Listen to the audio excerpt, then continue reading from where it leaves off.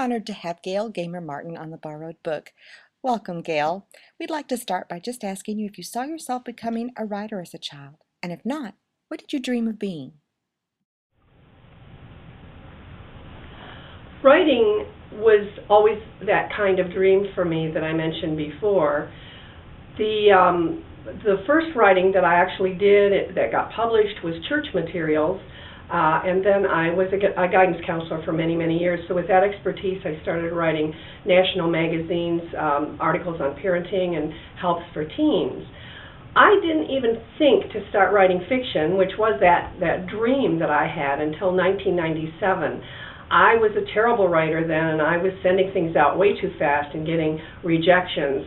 But I began to learn and polish and getting some positive feedback from writers saying, you're a good writer, you work on this. And so it was 1 year that I actually sold my first novel. I had written about 4, but the first novel was sold in 1998. So I was amazed, and it's very, very unusual, I know, but I was very, very blessed to have that happen. Now, tell us about your latest release. This release is based on a very unusual situation. I was trying to come up with some new ideas, and one of my editors said, have you thought about doing something, you write such emotional stories with Make-A-Wish Foundation? And I thought, ooh, that sounds really difficult. But I started thinking about it, and I thought I could write stories that would be based on children who are healing and who are getting better.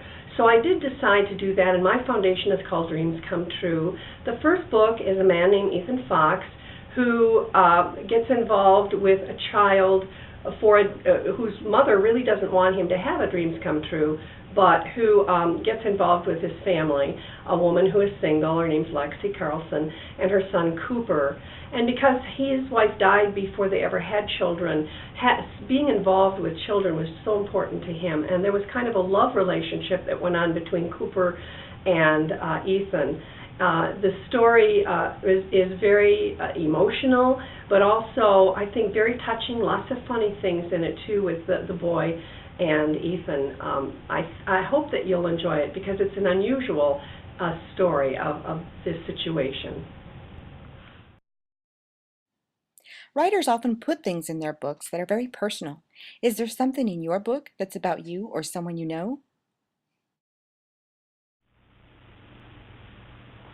I occasionally put parts of me in books, I suppose. Naturally, I think our emotions and experiences we bundle them together somehow and work them out to be part of our fiction. I have actually had a character who is a neat, kind of a really neat person, straightened pictures and rugs and had everything organized, and I guess that's kind of me. If you ask my husband, you'd find out that's true. But as far as writing me in the books, probably more occasionally I work with incidents in my life. I had dogs, and my last series was about dogs, so a lot of real-life experiences wove in with the dogs. Now, as far as this book goes, the angst from that book, the heart stuff, would come from the fact that not did I not lose a young child, but we lost our daughter to ovarian cancer about 4 or 5 years ago. Very, very difficult, as you can imagine. And in this story, we have a young boy with leukemia who is struggling with another form of cancer. That angst, that feeling, those experiences that I had certainly wove themselves into my story. So in that sense, there's a part of me there. Readers often talk about the hero or heroine of their story, but today I'd like to know something about your villain. Does he or she have a redeeming quality? The villain in this book isn't like a killer or murderer because it's straight romance. But I would say that if we were going to call anything a villain, there's maybe 2. The main villain would be cancer itself because it is such a horrendous disease, and it's so taking. It doesn't give, it takes. And it's hard to fight. But I would say that it has redeeming value because my child, by the end of the story, there's tremendous hope that he will be okay. The other and I even hate to call him a villain, but the other villain in the story would be the child in my book needs a bone marrow transplant, and his mother doesn't work.